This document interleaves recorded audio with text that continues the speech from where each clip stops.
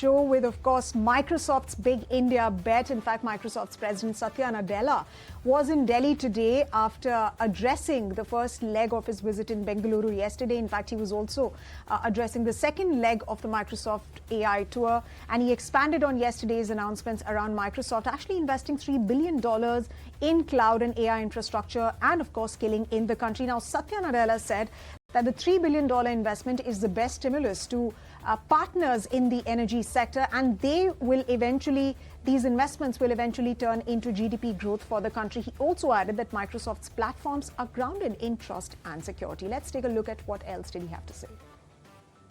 And I sort of see India as like the best place where I think Nandan yesterday called it the use case capital of the world.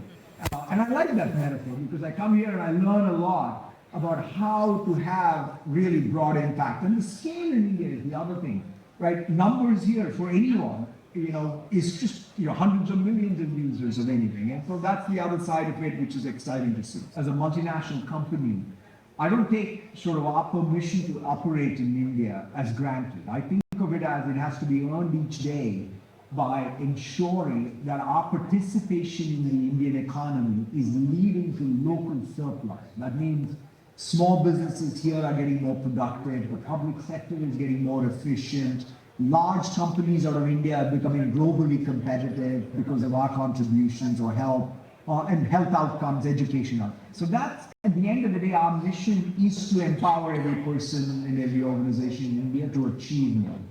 Now, so that means we have to bring the best world-class technology and innovation and ensure that people are able to build value add on top of it, intentional use it. It's just not usage of our technology. It's the value add on top of that technology that gets created, that is made in India. So I always say that as a platform company, we fundamentally have to be long on India's success. And that's sort of what we're squarely focused on. In fact, ladies and gentlemen, Mr. Nadella was, as you saw on your television screens, was in conversation with the Minister of State for IT, Jitin Prasada. In fact, the duo expanded on how India's scale is unprecedented, and that really is India's strength. Minister Prasada then went on to say that government will not really over-regulate AI to stifle innovation, but it will not hesitate either to bring in new laws to tackle misinformation. Let's listen into what the minister had to say.